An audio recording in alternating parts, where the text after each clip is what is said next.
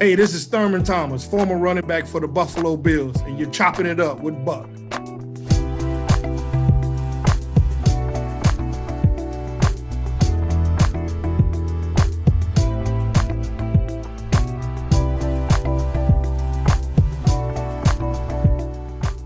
Man, I am so excited, guys, on Chopping It Up with Buck this week. I got my man Thurman Thomas. Now, we go way back to the 77489. So I got to tell a quick story real quick.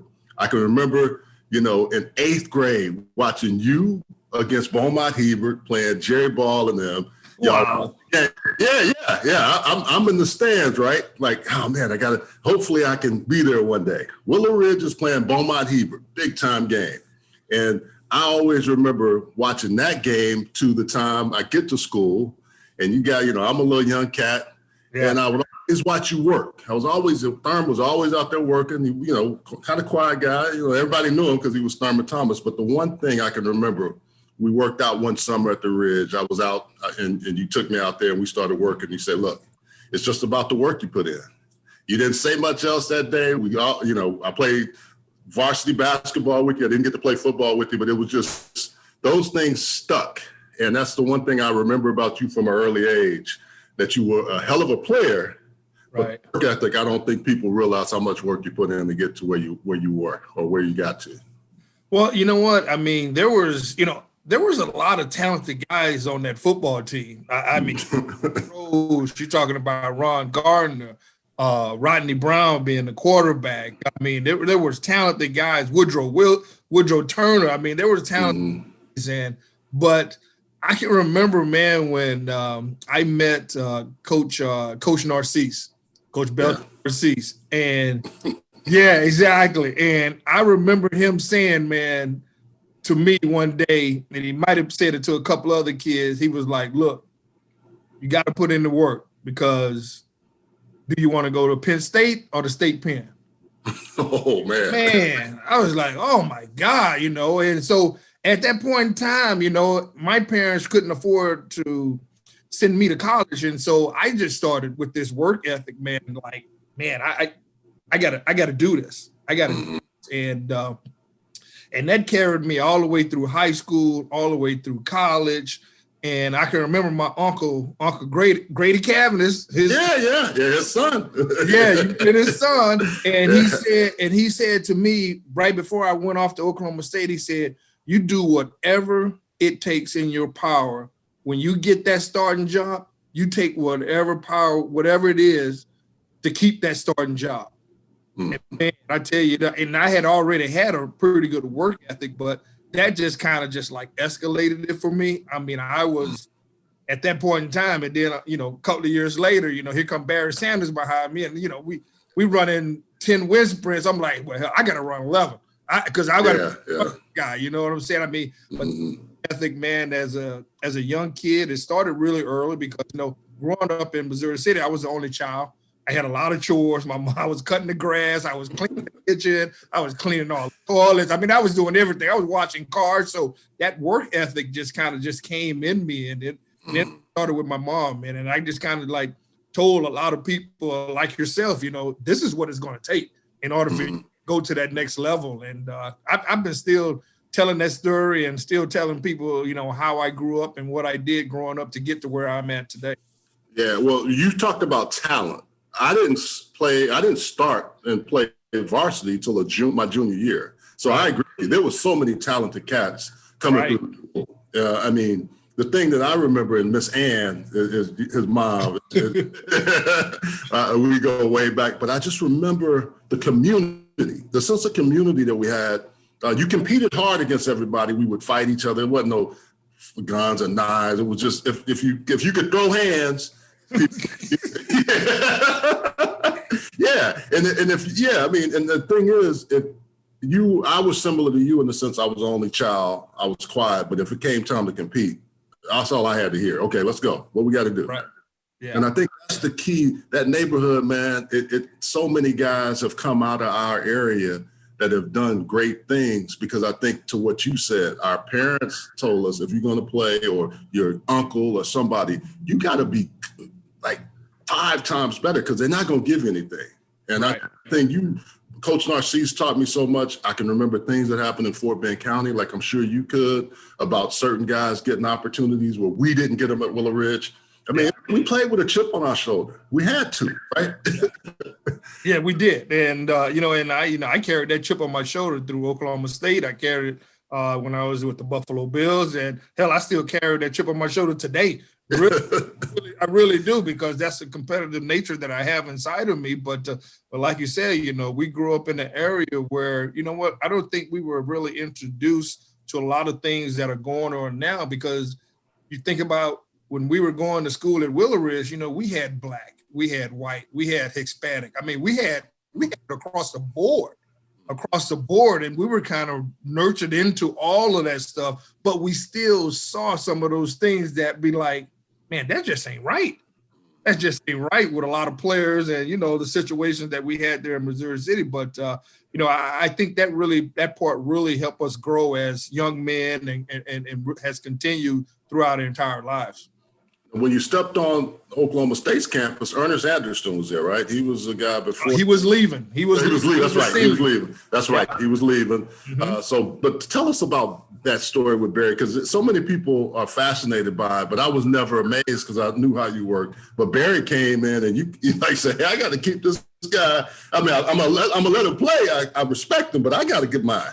Right. And it so happened that, Barry came my junior year. In my junior year that summer, I tore my ACL. I had a partial tear in my ACL, and that required me to wear a brace or either have surgery. Now, having surgery back then, they put a 12-inch knife and cut you right there on the table. So I wasn't really into that. I asked the trainers, like, can I still play if I wear a brace or something? And that's when I got my brace called a CTI brace back in 1986. And so going into that year, I was considered like one of the front runners for the Heisman because I had a great sophomore year, and the season didn't go well. I think we finished 6-5. I made all Big 8, but I only had like 700, 800 yards rushing. And Barry was just a freshman. And so we didn't really know too much about Barry at that point in time. He was a freshman. He didn't really play a lot. Coach Jones kept me in there. And I think that was kind of like, for me mentally, to be out there with this brace, coming off a knee injury. He wanted to see how I was going to respond to all the situations that was going on with my knee. And so Barry became the punt returner. He became the kickoff returner. And we saw a glimpse of how he was going to be. Now, we didn't know he was going to be, this outstanding winner and play 10 years football league and end up being the third leading all-time rusher and probably could have got the record that Emmett has now, because I talk to Emmett and Barry all the time. But Emmett always says, boy, if Barry don't retire, I don't get this record right here. And which that's true. Is probably true. And so my senior year end up, rushing for over 1,700 yards. But I saw in Barry, I'm like, you know what? When the game gets out of hand, I could have probably either stood in there and gained over 2,000 yards. But I wanted to see what Barry can do. I mean, we were roommates on the road. And so I was very, very tempted to see, like, what can this guy do? And once I saw a little glimpse of it, I was like, we're going to be fine once I leave here. And obviously, it was even better than I expected or anybody else expected. But I always tell Barry, like, the offensive line that you had, that was my class. That was my I am still a part of that, that record-breaking Heisman Trophy season that you had. And he was like, you know what? You're exactly right. And I give you a lot of credit. Yeah. So you get through Oklahoma State, you're looking at the league, first round grade, you don't go to the second round. And I can remember that because that's when they started showing it on TV. And I think I even called you after just to say, hey, man, hang in there. You were pissed. And I was pissed for you. All of us were, because we were thinking, first round, it didn't work out. What in your mind right away, because you said the chip on your shoulder, but I think it was more than that. What was it about that day that you remember so vividly not going higher in the draft? Well, I think the one thing that I remember so vividly is that, I had talked to a lot of teams at the Combine, and, LA Rams, Seattle Seahawks, hometown Houston Oilers. Mm-hmm. Atlanta Braves, the New Orleans Saints. Those were teams that were saying that they were going to take me in the first round.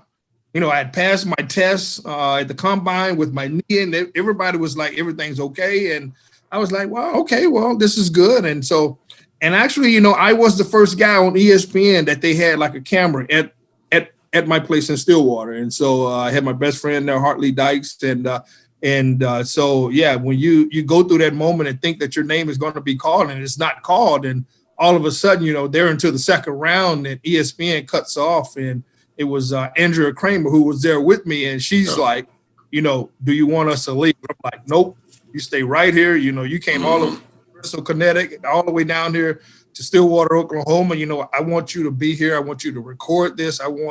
Because I want a tape of it. And so I ended up going, you know, in the second round, getting that call from the Buffalo Bills at the 40th pick in the second round. But just remembering, like, all the guys like Gaston Green, John Stevens, Ickey Woods, Tony Jeffries, Brad Mustard, Craig Ironhead Hayward, Lorenzo White, all 7 of those guys went ahead of me. And so once I got drafted by the Buffalo Bills, you know, my first year, my rookie year back in 1988, I watched a brief moment of that draft history that I went through before every game my rookie year. And I didn't watch it after my rookie year, but that was the type of motivation and type of chip I had on my shoulder. Yeah, and go back to Hartley Dykes. Now, I'll say this. I tell people to this day, I don't know if I've ever seen a brother as athletic as that dude. Hey, Thurman. Now, you can tell people, too. I tell them all the time. They say, who's the best athlete you've ever seen? You know, we talk about Randy Moss. We talk about these receivers now. But Hartley could throw 90 in baseball, could jump out the gym. Yeah. And I don't remember a guy that had a catch radius at that time better than him. I know he got hurt. I know, you know, all the things. He never got to fulfill that pro career like you thought he would. But tell people about Hartley Dykes, because you saw him every day at practice at Oklahoma State. Right. I mean, I was a guy. I mean, we were at practice. And once sometimes his wide receiver coach, Houston Nutt, who became a head coach. Oh, yeah, right. Yeah, Houston Nutt. Yeah. And so I would go out there and I would just watch, you know, when they would go through their drills. I'm like, this guy was, you know, you see the stuff that happened in today with like Odell Beckham. I mean, Hartley Dykes was doing this in 84, 85, 86, 87, one-handed catches. Yeah. I mean, the guy was 6'4", 220 pounds. You didn't see receivers like that. And, you know, he wasn't a fast guy, but he was, you know, 4'6" or whatever, but just a guy that had great hands, the ability to jump up and catch the ball. You know what I'm saying? And so, I mean, he was just a marvelous athlete. And once he got to Oklahoma State, you know, even from the football side, you know, he pitched at Oklahoma State in baseball. I mean, that's how of a guy he was, you know. That's how I knew him. I played against him in baseball. Right. Us. It had a nasty curve. Yeah. And the thing about it, he was a left-handed pitcher too. And you didn't hear about those back then, but that's how talented of a guy that he was. And man, I mean, to see that, you know, my 3 years at Oklahoma State, man, was something special. And you know, I hate that he got hurt in New England with his knees or whatever, but I would have really loved to see how his career really would have turned out, because I thought he would have been something special. Yeah, y'all had guys like him, Leslie O'Neal. You had some really talented, Barry Sanders, of course. Now, fast forward to Buffalo. You get to Buffalo, you got a chip on your shoulder. You got some dudes there now. They're making up this team where you can tell guys are getting ready to make a run. Tell us about when you first walked in the locker room at Buffalo and your thoughts about, you know, Bruce and Jim and Andre and all those cats. It was like I was like, you know, like my first year when I got inducted to the National Football and the Pro Football Hall of Fame, you know, I walk into the locker room, I'm like, man, my quarterback is Jim Kelly, you know, and there's Bruce Smith. He was a #1 overall pick in 1985. There was Cornelius Bennett. He was the second pick, and he got traded here. I'm like, and then you got a 4th round guy, Andre Reed, who's turned into this amazing wide receiver. And I'm looking at myself going like, and how am I supposed to get to where they're at right now? Because like I say, I was a 22-year-old rookie, and they had already been in the league for a couple of years and already had these stats and these accolades and everything. And I'm thinking to myself, well, then what can I do? What am I supposed to do? I'm not. I mean, I'm a 22-year-old rookie. I can't really be a leader because you got all these guys here that are leaders for this football team. And so after my rookie year, man, I was like, man, I talked to Bruce Smith. I was like, man, what do I got to do to get my level of game up to where like yours is right now? He's like, man, you just got to keep working hard, and like you got to make plays every single day. I'm like, in practice? He's like, every single day, make your name, make yourself be known. And I'm like, all right. So I went back to Houston after my rookie year, man, and took my work ethic to another level. You know, I was ready to really kind of explode on the scene, and came back in '89, my second year, ended up making the Pro Bowl, and just having a fantastic, outstanding year. And you know, caught like 62 passes out of the backfield with Jim Kelly. I'm like, oh, this is it. You know, I'm here. So now all of a sudden I'm looking around the locker room like, shit, I'm just as good as these guys around here, you know?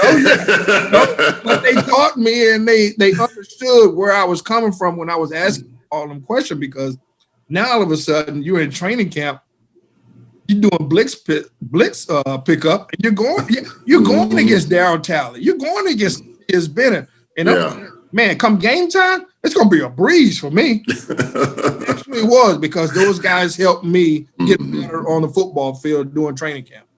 Well, so you bring up a really good point. It's funny. Now, when you went back to Houston, did you go train at the Hill, Tom Williams Hill, or did you go? Yeah, so let me I got to tell you this. You're an Earl Campbell fan, right? Yeah. You grew up Earl Campbell and Walter Payton, because that's why you're 34. We'll tell people that. Me and Reggie Moore worked out one time, and we saw Earl. We were young pups. We were probably in junior high, maybe early high school. Earl Campbell hit that hill, man, like nobody I have ever seen. He did 20 of them, Thurman. And you know how hard it was. I got to 10, I got to 15 one time, and I about died, right? He hit 20 and came off, and me and Reggie looked at him. He said, "Young blood. That's what it takes." That's all he said. And I was like, okay, good Lord. That's what I got to do. I got to start working even harder right there, boy. Right. Yeah. It was, that hill was unbelievable, man. I mean, you know, it was, you know, and sometimes back in the early days, you know, we would do it twice a day. We'd do early morning, and we'd come back and do it late in the afternoon. And I mean, that hill was something. That hill broke a lot of people's pride, a lot of people's spirit, man. I mean, it really, I mean, I didn't really have to work out like leg wise, because the hill did everything for you, you know. Yeah. Mostly like, you know, doing bench press or whatever. But as far as the leg workout, we didn't have to do anything, because that hill did everything. And I can remember back in 1988, we were 4-0. We went to Chicago to play Chicago. I'm in the locker room, and I hear this voice coming out the door and saying, "Hey, where's that little number 34? It's Walter Payton, right? He comes in, I'm getting taped, and he was like, "So you start running them hills because you heard that I was doing." I was like, "Absolutely, yes, sir. That's what I do," you know. And I'm a 22-year-old rookie, and I'm like, man, Walter Payton right here is talking to me right now as we're having a nice conversation, talking about 34. And so, yeah, man, that hill was something else, man. It broke down a lot of players, but I tell you what, doing that hill workout, man, saved a lot of players too. Man, that's what I told people. I tell people, you got to come to Houston. You got to go work out on Tom Williams Hill and do whatever it takes, because he's going to dog cuss you. He's going to do everything. But if you get through it first 2 times, after you got through it 2 times, you could do it.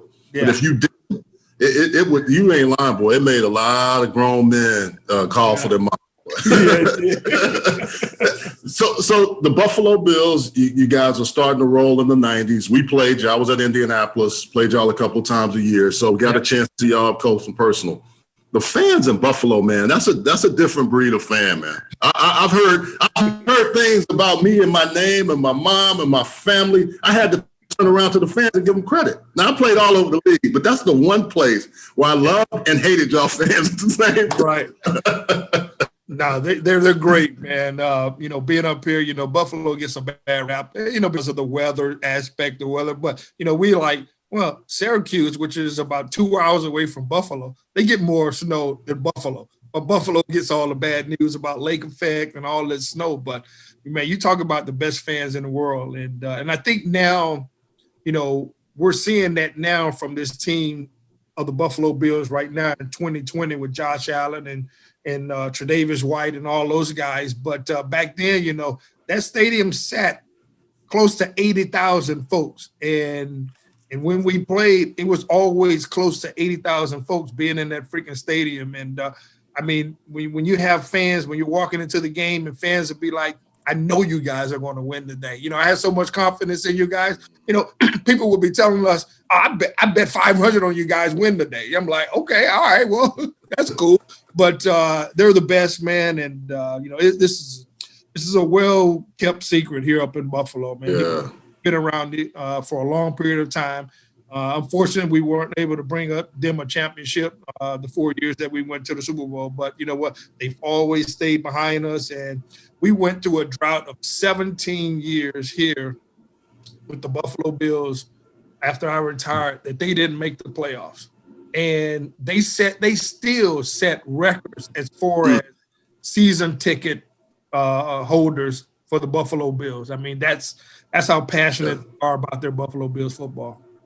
Well, I won't ask you a whole lot about the Super Bowls, but I will say this, and this is just me, and I know you and Jim are close, but I always thought you guys win that first one if Jim lets you run more. Because y'all ran the K-gun, we ran it in Indy when Ted came. Right. Yeah, I love me some Ted Marchibrola, by the way. Yeah. But I think Ted, I told people, because they always ask, well, what made him special?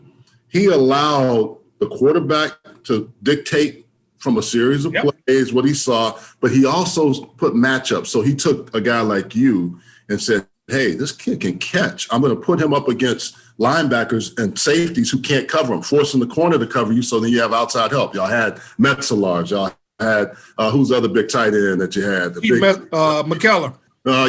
Y'all had so many weapons, but I love Ted because he would do that. And I thought in that first Super Bowl, if Jim called your number more, you have 300 yards, you're the MVP, and y'all win the Super Bowl. And I'll say that. And I love Jim Kelly. I like all y'all guys because I competed against you, but that's just me saying it. Well, I tell you what, after all those years have gone by, for the first time last year, that question was posed to Jim. And with me, Jim, and a couple of my buddies in Buffalo were out playing golf or whatever. And for the first time about a year and a half ago, Jim said, yeah, I was stupid. I didn't give you the ball. That's the first time I've ever heard Jim say that. Because usually it's been like, oh, yeah, we did this, we did that. But that was the first time that I ever heard him say that. And, you know, it was like, yeah, I wanted to say, yeah, you probably should have, but I didn't say that. Just kind of like, yeah, no problem, man. Don't even freaking worry about it, you know. But he is over and over and over again. And I wonder what would have happened if I would have gotten the ball a little bit more. But you know what? I can't worry about that. We don't worry about that. You know, it all came down to a field goal, which shouldn't have happened. So you know, we as teammates and as former teammates, you know, we have never blamed Scott Norwood for that. For that defeat. We never blamed anybody for a defeat that we've ever had for the 12 years that I played here in the Buffalo Bills. And it's a great community. We've had players around here that really respected the game and really respected each other. We weren't going to be the type of team where we were pointing the finger. One year we did, but it brought us closer together. Yeah, you guys had so many alpha males, which I thought was good. But it also, you had guys that cared about each other. You played for one another. And that's, you know, when you have teams like that, that'll, fight, claw, and scratch against one another. You can tell Marcus Patton was on that team. I knew Marcus. I knew Mickey Washington. So I would hear firsthand, you know, how, and tell us about Marv Levy and Ted a little bit. Marv didn't make y'all hit. And I was like, man, I sure wish I could get to Buffalo. I'd last 10, 12 years in the league. Yeah, Marv wasn't a guy who would make us hit every single practice. You know, when it was our time to hit, you know, we went at it. We battled. But Marv was like, you know what? No, I need my guys. I need my top guys healthy going into the season. I don't need to beat them up. You know, obviously some other coaches did it a different way. Bill Parcells come to mind when you think about stuff like that. I mean, they hit and hit and hit all the time. Marv Levy wasn't like that. Marv was a guy who was going to take care of you, was going to take care of your body. You know, we didn't hit, sometimes, during the tour days in Fredonia, if Marv said, okay, offense, this is your day in the morning practice, you got 2 hours, it's going to be on you. And we would go hard and be hard and be there. Hey, and after practice, we go play 18 holes of golf because we knew in that second practice we weren't going to do anything. And so Marv was a guy who just wanted, hey, look, just know what you're doing. Know what you're doing. You're talented because you made it to the National Football League. There's a reason why you made it here, but know what you're doing. I mean, the first day of training camp, instead of going over the playbook, we went over the rule book. I mean, we went over the rule book. We didn't go over anything else. In every single meeting that we had, we went through like a chapter and a half of going over the rules of the football, the game, not even worrying about plays or special teams, offense or defense. We were all about the rules and learning and knowing the game. And I think that's what made Marv so great. And I think that's why guys played really hard. He didn't beat you up a lot. But, come Sunday, man, he expected you to be out there on that football field and doing the best you could. What about Ted Marchibroda? I thought he, one of the best offensive minds and a guy that just I love me some Ted Marchibroda, man. Man, I love Ted, man. Ted was a guy who was like, I can remember my second year after I broke out, and he was like, well, I didn't even know you can catch the ball out of the backfield like that, Like, wow, yeah. I'm like, yeah, man, I got hands, I can do all of this, and yeah. And then that year, in training camp, he started coming me out of the backfield. Now, I was coming out of the backfield and running option routes against Cornelius Bennett and Darryl Talley. So whoever I faced during the game was going to be like, oh, I got this no matter what, And Ted was like, well, can you play wide receiver? So I started moving out the wide receiver. And I'm like, yeah, I can do all of this, Ted, And so he gave me the confidence gave him the confidence to tell Jim, hey, use this guy. Put him in matchups where, like you said earlier, about putting him in matchups and stuff. And once, like, he left here and went to Indy, well, who do he has? He has Marshall Faulk. And then he did the matchups. I'm like, oh, my God. And this goes back all the way to the days when he was the head coach and he had Burt Jones and Lydell Mitchell. I mean, this goes all the way back, to the 70s and early 80s. Yeah. Had those guys. Yeah. And if you watch film, you were like, hey, Mitchell coming out of the backfield and, catching passes, whatever. And like this kind of offense and same kind of thought process that Ted Marchibroda had. And I love that guy, man. And he made my career because he's seen something in me that, like, we can use this guy. We can do a lot of things with this guy. And really to be able to play first, second, and third down, to be on the football field the entire time, to pick up the blitzes, to do all of that, to be able to see the hot route. And man, he taught me so much, man. I really owe him a big stamp on my career. And you talked about Marshall, and I had Marshall on the show. We talked about you, but we also kind of spun it forward. Gave you a lot of credit for, showing, kind of giving him the idea of how to play the position and understanding it. But then I look at these guys now, like Alvin Kamara or Christian McCaffrey. What do you think about, those two, or what is it about those guys that make you say, woo, like I do? Man, they got it. I mean, they have it. I mean, it's one of those things where you're kind of looking back and looking at, you're looking at Marshall, you're looking at LaDainian Tomlinson, you're looking at guys like that and myself, and I love to see that because obviously the league has turned into a passing league. They want to see a quarterback throw for 400 yards and 4 touchdowns or what have you. But to have that running back in the offense like Alvin Kamara and Christian McCaffrey, those guys are gifted. Those guys can take over a game. And I think when you look at those two guys in particular, it goes to show you that, hey, there was a time in this National Football League that running backs dominated the National Football League. And you're starting to see that a little bit more. Now, obviously, with Alvin Kamara in New Orleans, I mean, Drew Brees is getting up there. I mean, hell, age is a factor in every single thing, you know, and Yeah, yeah. they're using him a little bit more, and same with McCaffrey did with the Carolina Panthers. But I love watching those guys play. I think you're starting to see more and more of running backs like that because it is really, really hard to try to replace a Drew Brees, a Tom Brady, a Peyton Manning, a Eli. You know, we had a group there of years where it was quarterback dominated. Yeah. And now you're seeing these running backs coming into the fold right now to where they're doing a little bit of everything, running the football, catching the football. So, I mean, those two guys really stand out and really doing a great job for both of their teams. Hey, quick question for you too. I always tell people one of the toughest guys I ever played against, and you know, this is interesting to me. He's one of the underrated guys was Andre Tippett. You faced him a lot, and the New England wasn't very good. Now, but Tip was one of those guys. Y'all had great guys, Biscuit and Tally and Bruce. So I'm not taking anything away, but Tip was he was a 4th degree black belt. Yes. And played with so much doggone leverage, and he was quiet. And quiet guys are hard sometimes.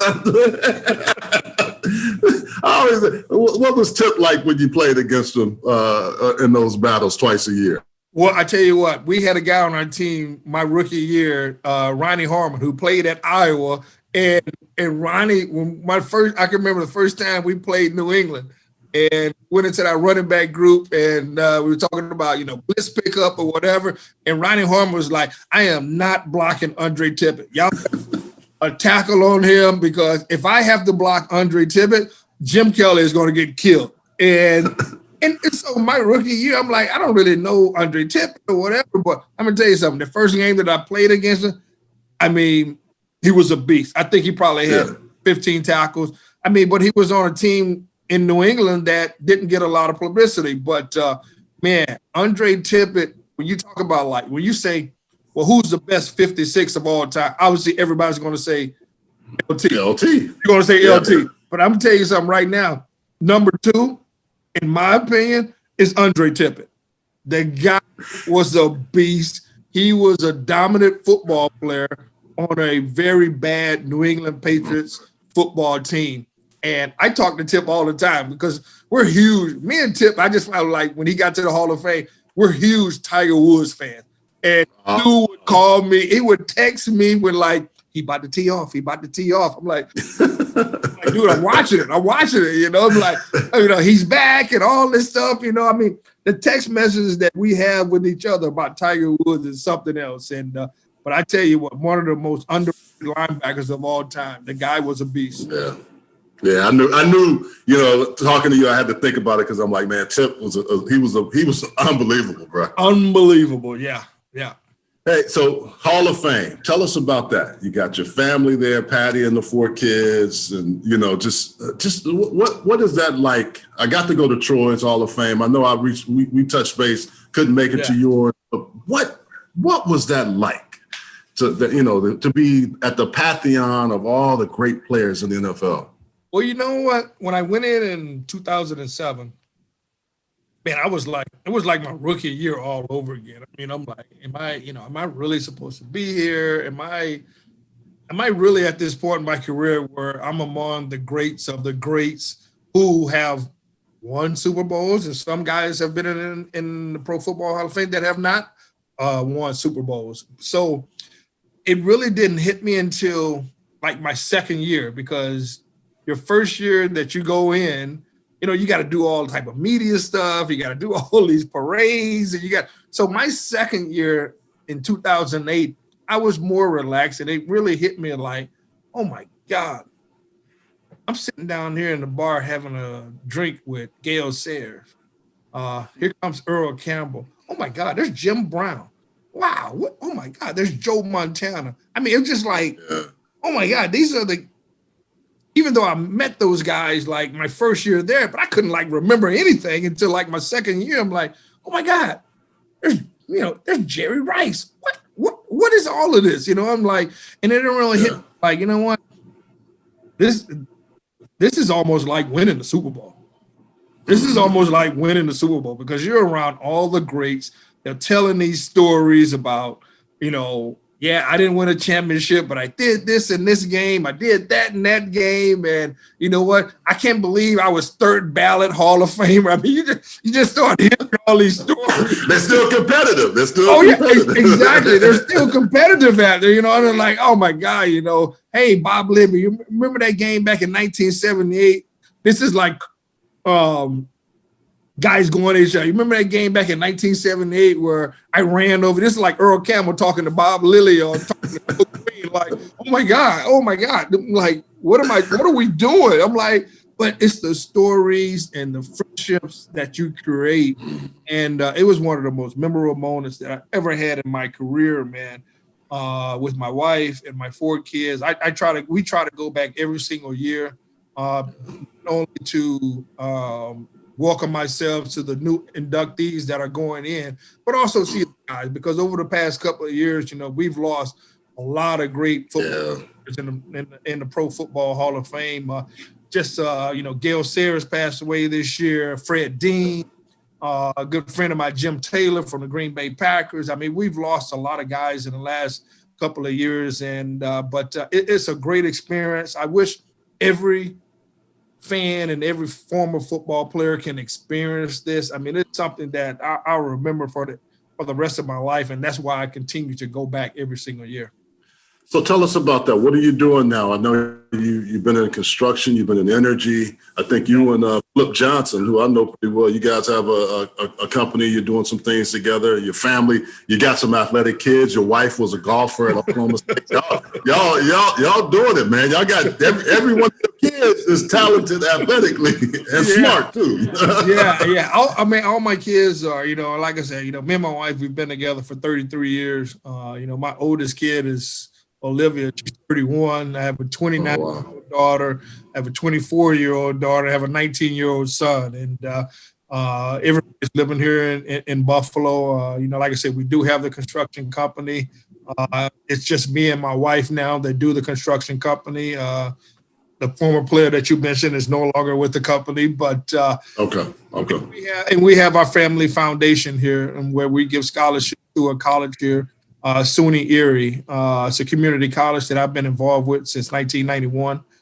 We give scholarships to kids, actually kids of color. That we have them. We make sure that their tuition is taken care of. Everything's taken care of, and it's not just the straight A students. It's the students that are struggling. And we interview these kids, and we usually have a party for this. For obviously with COVID, we can't have the party this year, so we're doing like a tree auction online and things. But we love it here. All my kids love it here. Like I say, all my kids are very talented. My son is at Western Illinois right now on a baseball. Okay. Yeah, he's playing baseball. So it's a little bit. Stuff, yeah, right, exactly. So. But everything's good here. We obviously, we're spending a lot more time together because of this COVID. But everything's good with my family. We try to do what we can to help people here in the city of Buffalo every single day. Well, man, I'm so glad we could finally connect. We got to do it. And you brought back Belton Narcisse, man. Oh, what a great. When you said his name, Coach Narcisse and I reach out to each other, but boy, he could get on you, but then the next minute be loving on you. It's so good. It was so good to hear his name, and I knew I didn't even have to bring him up. I'm glad you brought him up. Right? Yeah. He was my guy, man. He was like really one of the first guys, man, that I met over in the Missouri City area. When you're talking about being together and doing sports and all of that stuff. So he was very inspirational in my life. And but we had so many coaches around. I mean, Bill Quillen was, my coach, your coach. And so, I mean, it was, it was a time of being around in Missouri City, man, where we had a lot of stuff going on with a lot of great athletes. I mean, you talk about TJ Ford winning them basketball. You talk about track meets. You talk about guys. I mean, we had from top to bottom, man, we had one of the most historic runs of high school that I think anybody's ever had in the state of Texas. I mean, we had it all. We had it all. We really did.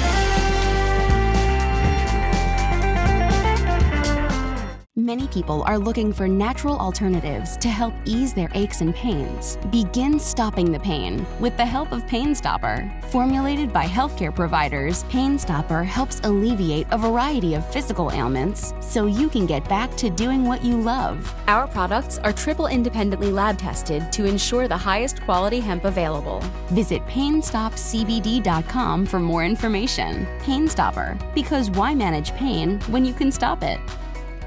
At Heslop Wealth Advisors, our goal is to help small businesses develop quality retirement plans for their employees through our Lunch and Learn seminars. We provide lunch and learning tools to help your company succeed and unmatched customer service.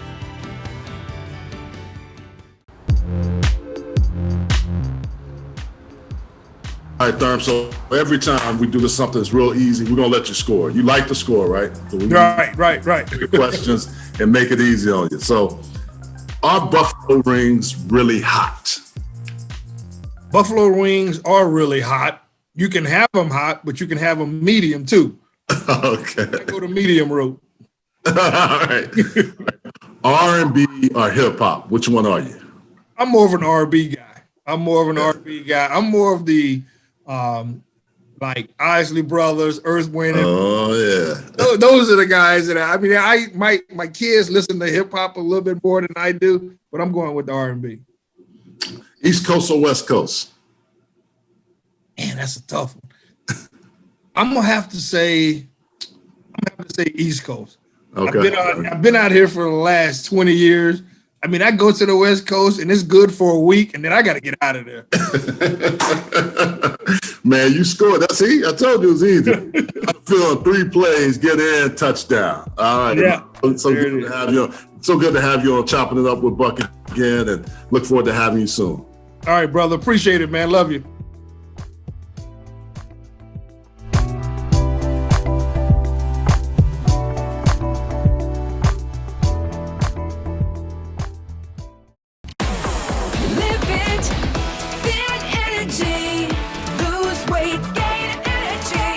Hi, I'm Mike Gardner, founder of Thin Energy, the wellness energy that delivers each and every time.